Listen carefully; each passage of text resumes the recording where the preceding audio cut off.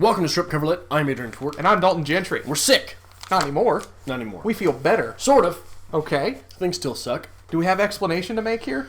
No, I just don't feel very good. Okay.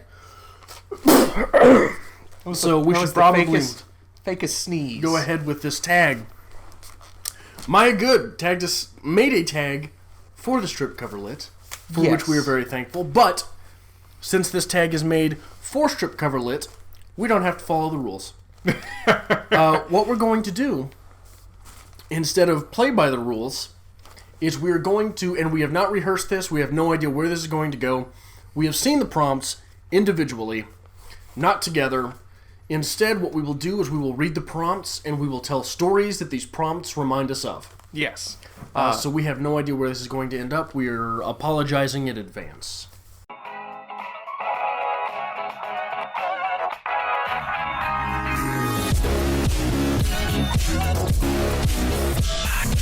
Because we are recovered now.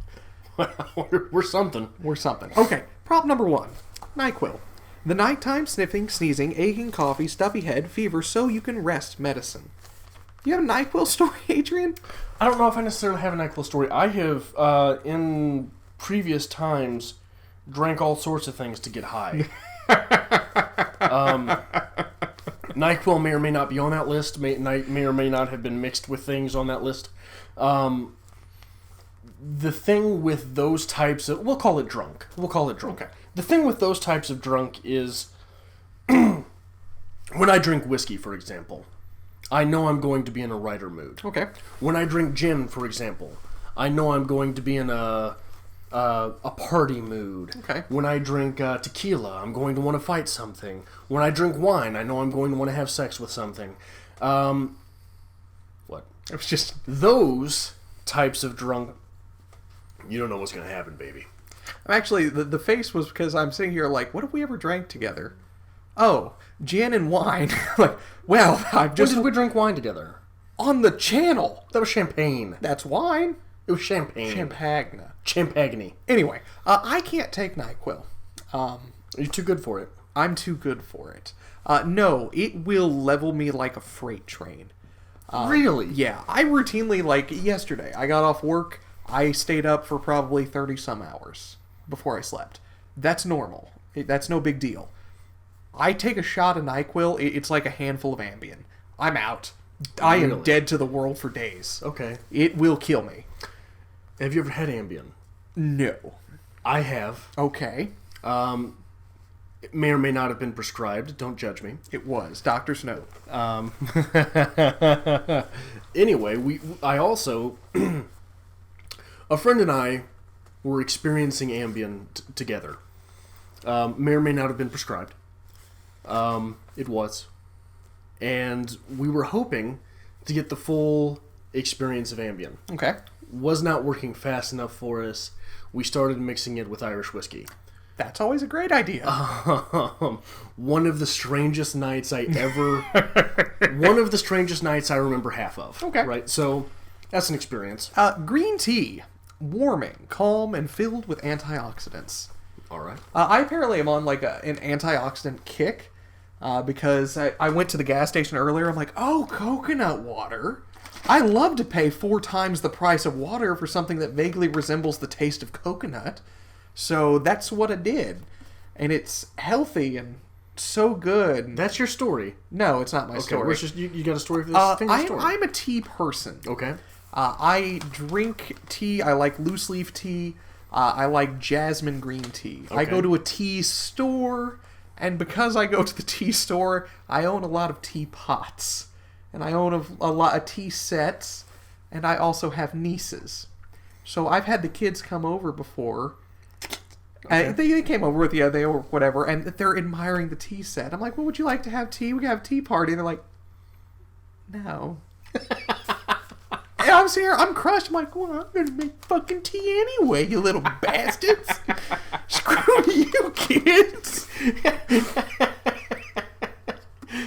Children turned you down for a tea party. That's the story of my life. Yeah. That's how it works. Old Arnold friend over here. When I was...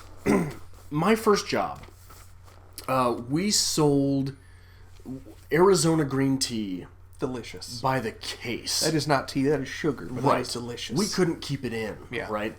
And so eventually one day, and this was, I'm in high school at the time, I think, what is it with this stuff? Okay. So I started drinking it, and no, it really is delicious. Mm-hmm. And it's good warm, and it's good with honey. And it is a manipulatable sugar drink. And me, being as pretentious as I was, I used to take these green teas, I'd bring them home after work, and I'd go on walks. With your tea? With my tea. 10 o'clock at night, 11 o'clock at night, midnight, during the week. I'm in high school. You were like that moody, edgy artist kid who's like, I'm going to walk with my tea. When really it's just sugar water. Delicious sugar water. And I would almost always end up in a graveyard. Okay. Which is weird, right? That's really weird, That's a strange story, yeah. That's what we call in the business a red flag. That's not a good thing. No, but it was just a place to sit. Okay. And I reminisce on things, and no one would bother you. Okay. And you get to take things seriously in a graveyard, right? Okay, I give you that. Next up, Robitussin. Hurts going down, but you feel better afterwards. I think we know where we go when we talk Robitussin. And we've told this story before, but we have to tell it again. You have a night train story. You're talking night train, right? Yeah, I'm talking night train. You have a night train story. I have night train stories. Night train stories is terrifying. Have you ever tried night train? No. I have been drunk on night train so many times. Night train is a low-end, cheap-made, fortified wine beverage. I have made up my mind that night train was produced so that hobos have something they can steal. Right? You bring in night train and you put it on the shelf because a homeless man go, hey, I know some night train. I'm just going to grab that on the way out. I don't need the Johnny Walker. Right? Okay. Night train is 750 milliliters of Robitussin, basically. Okay. It tastes like 750 milliliters of Robitussin. And if you have a 750 milliliter of Robitussin night, you're going to be doing all right for 5 minutes. The worst thing I ever drank, when my grandmother passed away, and everybody was distraught. Not distraught, divvying up the stuff. We've gotten past distraught, and we're trying, what the hell do we do with all this shit? Yeah. And a lot of it ended up mine, much to my dismay. The one thing I wanted was a cribbage board. My grandfather played cribbage. I love to play cribbage. That's all I fucking wanted was a cribbage board. There was a bottle of liqueur that had been on the shelf since the 70s. It was in it's still on my shelf, by the way, I'll show you it. It is a glass porcelain soldier, and his hat comes off, and it's filled with a liqueur. So I decide one night, I'm going to drink that. I'm just going to see how it is. So we popped his head off, and I poured shots for everyone of this thick, chocolatey-looking liqueur with, like, molten chunks in it because it'd been sitting on the shelf and it had some cork left over in it. And I decided to shoot away at that. After you've been drinking all night and you try to drink something like that, your night is over. It's done at that point. That was probably expired. I probably almost died. It's just like I got a bottle of Paul Masson's cream-based sherry from like the 60s. We're not going to drink that one. Anything that's cream-based and it came from the 60s, we're not going to have. Okay, it's probably a good rule for life. Okay. Anyway, that's my story for something that hurts going down, but you feel better afterwards. All right. Next up, Gumbo, because a million black grannies can't be wrong, which is a beautiful tag. I love that. You have a story about Gumbo? When I very first moved off to college, I had a roommate, and this roommate made gumbo one time. Okay. And I was drunk on beer anyway. Okay. And I was drunk on beer probably 3 or 4 days later, and that gumbo still sounded like a good idea. That gumbo had turned. Turned on me. Drunken Adrian had no idea. Okay. Drunken Adrian went ahead and ate turned gumbo. 3-4 hours later, Drunken Adrian is having a conversation with roommate. Drunken Adrian sits up. Adrian, is everything okay? Nope! Got up, went, threw up.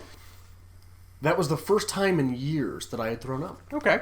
I go years without throwing up. Okay. Alcohol or no. That's a good thing. Yeah. This says 1,000,000 black grannies can't be wrong. My grandmother. Going back to the grandmother, huh? Same grandmother? Same grandmother. I absolutely adored my grandmother. Yes. Because she was like the complete... not to sound terrible, but she was the 1950s housewife. That's what she was. And she was very proud of that. I stayed with her for a period of time in college because after my grandfather passed, they wanted somebody to live there with her because they were concerned about her. I'm like, well, I'm going to school here anyway in this town. I can stay. That's cool. I just take the upstairs. I came home drunk one night with a handful of people at like 3 o'clock in the morning from a strip club. And she woke up and she's like, y'all boys want something for dinner? I'll make anything you want. All yours. My grandmother was the greatest grandmother known to man. Thank you very much. And when I was sick in her house, I was treated like a king. That siren's going to be in this now, but I'm not going to stop here. I was treated like a king because there is no curative better than somebody's grandmother. So I give her this. Whether it's Gumbo or not, I give her this. Yeah. But no, my grandmother was amazing, and I just wanted to plug that. I never knew any of my grandmothers. Really? Yeah, I met my paternal grandfather one time. Okay. And that was it. That's all of the grandparenting I have ever received. Have you ever seen the movie Big Fish? No. Okay. We're going to watch it one of these days. That's probably going to be really annoying. I'm sure it's picking up. My grandfather looks and sounds exactly like Albert Finney in Big Fish. That is him. I tell my significant other all the time, like, I hope you find him attractive. Because that's what I'm going to look like in 50 years. Get used to it. I have no idea what any of that means. Southern Tennessee, man. It's just wonderful. Anyway, hot toddy. Something we can agree on here. The ultimate cure for the man cold. Whiskey, tea, honey, garlic, and cayenne pepper. An actual alcohol prompt, right? Which I'm not going to be able to answer with any alcohol stories, I guess. Okay. What do you like to drink? What do I like to drink? Yeah. We'll have that discussion. What do you like to drink? I like gin and tonics. I love a dirty martini. I've recently found out that if I'm... Dirty gin martini, dirty vodka martini. Dirty vodka martini. Oh! Yep. Grey Goose olive juice. That's the way to have it. Anyway, if I'm writing, I have found... Because you always want to have whiskey when you write. American honey. That sweet, syrupy, not whiskey. The best thing there is. It's delicious. I can't do American honey. I love American honey. I don't do tequila because I had a friend have to sit me down and convince me not to tattoo Taco Loco on my knuckles because I tried to drink a bottle of tequila one night and there were tattoo guns available. So I don't do tequila anymore. I think those would be my top 3, probably. I like a good wine now and then. Adrian? I like whiskey. I like whiskey a lot. It doesn't matter if it's Old Crow, if it's Jim Beam, if it's Tin High, any of those things will do. Gin, I like gin and not gin and tonic, but gin and soda water. Okay. I mean, just carbonated water. All right. I don't like wines very much. I like bourbons. I like whiskeys. I like E&J is a Brandy. I like brandies. You don't like brandies? I like brandies. One thing I don't like, though, is hot toddies. I've tried them. They're disgusting. I've actually never had one. No. I would like to try one. No, you should. You were a bartender, weren't you? I was a bartender at a period of time. Make Nobody me- goes to a bar and orders a hot toddy. You should make me a hot I toddy. will make you a hot toddy. But first off, your selection of a dirty vodka martini over a dirty gin martini is absolutely the wrong direction to go. Okay. One of these days, when you are so sick again that we can't film, I will make the pilgrimage to Kansas City anyway, and I'll make you a hot toddy. Okay. And then immediately get kicked out of your house for being there when you don't want me there. What are the ingredients of a hot toddy? Whiskey, tea, honey, garlic, and cayenne pepper. You will make me one next week. Okay. Yang will like it. Next prompt. Big warm blanket. Comforting, warm, and puts you right to sleep. I don't really know if I have a blanket story. That seems like an oddly specific... A blanket story sounds like it could go a lot of wrong ways for adolescent Dalton. Blanket... I hear it a lot from women that during winter, I have the heavy blankets out, right? Okay. I put the sheet on top of the blankets. You monster. Because the blankets are soft. You monster. And the blankets are warm. And the sheet is basically null and void at that point anyway. Okay, warm, comforting, put you light to sleep. I will go with a weird Dalton thing here. Okay, what's that? Significant other, we've talked about this many times before, is the man in the relationship. Well, sure. That's the way it works. She does not like to be touched and cuddled or anything like that. Stay on your own fucking side of the bed. I have this thing and I can't explain it. I want to sleep with something on my face. Like, if you put your hand over my face like this, I'm out. I will instantly fall asleep. Like, not like that. Maybe it's just the slapping that I'm missing here. But no chloroform necessary with me. Just come grasp me. I'm out. Hey, it's comforting. I don't know. I don't understand it. That is a strange thing. I like close proximity. That is a weird thing. I'm one of those people, like, when I go to sleep, I literally, like, put myself under the blanket. All right. Yeah, I've got to be, like, completely enclosed. I'm not claustrophobic at all. Okay. So. But you say you don't like to be touched. I don't like being touched. I don't. You don't like to be touched by Adrian. I don't like to be touched by really anyone, unless I'm trying to go to sleep, and then I guess a hand's a hand, so. You're welcome. Coming into the next prompt, that is not the most comforting thing to hear. Porn! The next prompt is porn, for when nothing else helps.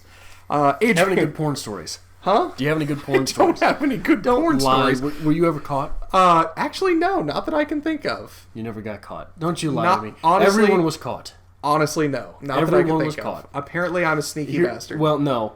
You were caught and you didn't know it. That's probably the case. You were caught and you didn't know it. That's probably the case. But when nothing else works, I always have to say this here. I come from a lower middle class Southern family. So if you're watching... Hey. Family. Hello. If you can't fix it with chicken and stars from a Campbell's can and 7-Up, you're going to die. Yeah. We ain't going to the doctor. You'll be fine. If you're not better in a couple days, I'm sorry. We'll get a new one. You're going to die. Yeah, that was my family growing up too. Just shut up. Put the spoon in your mouth. I do that all the time now. I get sick. And when I get sick, or get this man cold, which is apparently a word now, I'm terrible, man. Yeah. I'm awful. Yeah. Like, Adrian got so sick that it almost killed him. If I have a sniffle, I act like it's going to kill me. I just get super angry. I will call Sweem at work and be like, "This is the end, Sweem. Move on without me. Move on. But bring me home chicken and stars. I want you to remarry." Oh, but okay. I got sick once, and she claims I wasn't that sick because she's a liar. I was going to die. I was knocking on death's doorstep, staring death in the eye. I tried to call in to work, and the phones were down that day. So I'm like, I need you to go to work and let them know I'm not going to be there. You sent your mom into school to tell them. I sent her, and she went, because bless her, she's the nicest fucking person ever. She went to tell them I wasn't coming to work, and I text her on the way. I'm like, chicken and stars, 7-Up. Don't got long to live. I'm terrible. You do not want to be around me sick. It is a chore. So do you have any favorite porn stars? No. Have you ever watched porn in your life? Yes. By yourself? Yes. We're not counting what we do when the camera's not on. Well, so. I am assuming that you were the type of person who has had porn video parties. Have I told you this story? No. I was very good friends for a long time with a guy who was dating the manager of a porn shop. Okay, I knew that. And apparently, if someone brings back a movie or a whole bag of movies and say, these don't work, you have to give them a refund. And it's the manager's responsibility to watch them to see if they work. So they know to either, throw them in defective or put them back on the shelf. So he started dating this woman who was the manager, and I came over one day, and the coffee table is literally a hill of porn. And I'm like, so, what you guys doing? He's like, did I interrupt? He's like, she's working. I'm like, okay, so this is what life is now. I'm glad we're here. But yeah, that's a thing, apparently. Okay. I did not know that. I have never been involved in the intimate details of running a pornographic shop. Neither have I. Maybe we should consider dabbling. I mean, yeah, we're going into business. Let's go all out. Okay, so we filmed the Q&A with the Dominatrix video way back when. Yeah. Way back when. We went to the porn and sex toy store. Yeah. To buy a ball gag. The pair And a of whip. us. And a whip. The pair of us. And Those two guys we go to check out, and I'm like, oh, we should put this on the business account. And she just kind of stops and looks at us, and I really would be like, oh, we make videos on the internet. That's what we do. It's kind of a thing. Instead, she just stopped, and it got real awkward, and everyone looked at me, and I go, yes. She gave us a discount, though. God bless her. Discount. Oh, anyway, hey, what's yours? You got anything to add to this? What's my what? Do you have a story to add to this, or a remedy? What fixes Adrian when nothing else does? Porn. I mean, is that fair enough? That's where we've got to go. Okay. There's nowhere else to go, right? All right. Are we tagging anybody in this? This was a... I don't know if it's fair. No. We kind of just decided to have fun with this as a welcome back to reality. Right. Video. So I don't want someone... Because this is a genius tag. It is brilliant. The prompts are amazing. Yes. Maya, you should be making more tags. But I don't want anyone to come to this one and think that these are the actual... No. This is what you're supposed to be doing. We figured this would be nice and lighthearted just to let everybody know that we're not in fact dead. Because believe it or not, there was like an outpour of people messaging me and be like, hey... Adrian didn't kill you or anything, did he? You guys okay? There's no videos. Are you alive? Which is great. That's very thoughtful. I appreciate that. Which I'm a little upset that they all messaged you, because I'm assuming the underlying reasoning behind that was there were no videos. So they knew Dalton was the editor. So they figured if there's no videos, there's no editing. No editing means Adrian killed Dalton and can't make videos. No, they just know that this thing will continue forever unless Adrian says, nope, not doing it. But it was very thoughtful. And this was a great tag. We hope people actually do the real tag here. We just want to say, we're back. Maybe next time we try to disappear for a week, we'll let you know in advance. Sorry. This happened a matter of hours before filming. I was literally awake, getting my stuff together and packed, and I got a message from you that said, hey, I can't talk. Yeah, well, it was the damnedest thing. I went to work, got off. I get off at 5:30 in the morning. 5:45, I was asleep, which should have tipped me off, because that never happens. I came home and crashed. Okay. I wake up at 8. I can't talk. I can't breathe. I can't necessarily move without pain. Everything was bad. And I text Dalton, I'm like, hey, this isn't going to work. So then I get up and I've got these, because I get an upper respiratory infection like every year, right? Okay. So I've got these pills still from last year. So I pop one of them, and I realize I should have looked at that. It was not the PM. So after I take this pill, heart's going a million miles an hour, so I can't sleep. So I went and got my truck inspected. I dropped my truck off, and they say, we'll get it in before we close. I'm like, all right, I don't care. I didn't hear the sometime eventually, maybe. So I am walking around Kansas City to a library and a convenience store and things like that for 5 hours. 5 hours. Can't breathe. Can't think straight. Everything in the world is coming out of my nose. I would have called the police to let them know that there's been a murder. And it's me. I'm dead. Yeah. So, and then it ended up being, I slept for about 3 of the first 48 hours that I was sick. So that just threw off everything. To boot, it was the first day of my vacation. So I left the last shift of work that I had to work for a week and thought, throat's kind of scratchy. That sucks. It'll be all right. We've filmed sick before. Nope. Miserable. I want you to point this out here. The only thing I took from that story is recently I've had to ask a lot of people, like, do you know anybody with a truck? I don't know anybody with a truck. Because I need to move a huge oak roll-top desk because I'm needy. Yeah. And I bought Sweem a new oven because she wanted one. And it's always come up, like, who owns a truck? I'm like, I don't know people with trucks. I don't associate people with trucks. Never once crossed my mind that you owned a truck. I've been in the truck, I've rode in the truck, I've seen you drive the truck, never even crossed my mind. Well, part of the reason that I own a truck is because when you own a truck, you don't have to drive anyone anywhere, right? And no one asks you for a ride. Part of the reason that I don't own a truck is nobody asks me to move things for him. Yeah. So there's a trade-off. Because I have no upper body strength. This just became variety hour. We might as well up this for variety hour. Adrian came to my house one day and there was a bird bath in the yard. And he's like, why It's is been this there here? for years. And I'm like, it fell on me. Fell on me It while I was literally mowing. fell on me. And I can't move it. It weighs like 1,000 pounds, and I can't move it. And you just look at me like I'm stupid, and you walk over and pick it up and like throw it. It was a small concrete bird bath. It was nothing imposing. You know what the best part is? What? It is still where it landed after you threw it. I can't move it. Like literally, like not heaved. I tossed. It was not a heave-ho. It was a toss. This. Okay, I think we're done here. Yeah, we're done here. Okay, so if you like this kind of thing, make sure you hit the subscribe button down below. Give this video a like, and in addition, we will attach Maya Good's real, actual, original tag down below. If you would like to do the tag, please follow that one, not this. Yeah. Make sure you follow us on Twitter at StripCover and on Facebook at StripCoverLit.